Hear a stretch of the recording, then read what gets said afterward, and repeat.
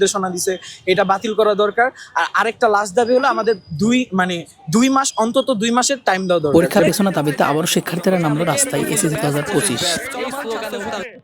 আমাদের একটাই দাবি। বলছেন যে আপনাদের তিনটি দাবি কি একটু আপনার মুখ থেকে শুনতে চাই। তিনটি দাবি বলতে এইচএসসি আমাদের একটা নির্দেশনা দেওয়া হয়েছে যে সিট প্ল্যানিং হবে 3 ফুট গ্যাপ দিয়ে, প্রত্যেক 20 জনের জন্য একজন করে টিচার দরকার। ওইটা না করে আমাদের যেভাবে মানে স্বাভাবিকভাবে পরীক্ষা ছিল ওইভাবে করা উচিত। তারপর আমাদের যে নতুনভাবে 33টা দাবি জানাই, মানে 33টা নির্দেশনা দিছে, এটা বাতিল করা দরকার।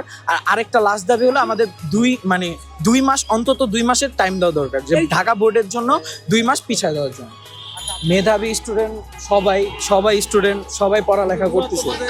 দূরত্ব এটা হলো জাস্ট আমাদের একটা সাহস যে হ্যাঁ আমরা এইভাবে কখনো এই ফরম্যাটে কখনো পরীক্ষা দিইনি।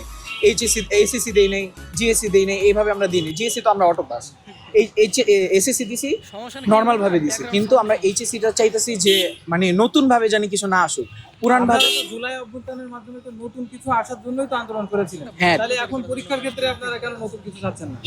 এখন আমরা তো ওই সময়টা পাই নাই, ওই জুলাই অভ্যুত্থানে তো আমাদের সময়টা চলে গেছে।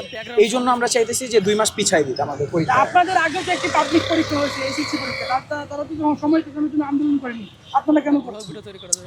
এখন এটা হলো যার মানে কলেজের ইয়াটা, মানে আমরা ডাক দিছি অবস্থানের জন্য, এখন ভরপুর পোলাপান আসে নাই, আসতে পারে, আসবে, তারপর আমরা এখানে অবস্থান করব, তারপর পরবর্তীতে আমরা জানাবো যে আমাদের।